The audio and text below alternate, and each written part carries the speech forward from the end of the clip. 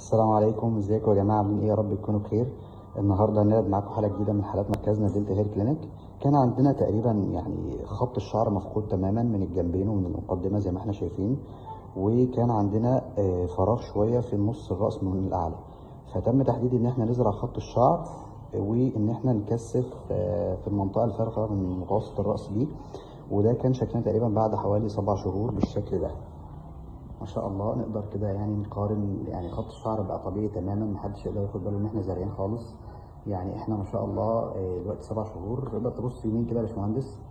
ما شاء الله. دي كانت طبعا فراغ تاني يا جماعه، ما كانش فيها اي شعر خالص. بص شمال كده، نفس الكلام هنا ما شاء الله. بس ممكن نوطي كده يا باشمهندس، توطي شويه. ده كان برضو الفراغ اللي في الراس ما عادش موجود تماما خالص.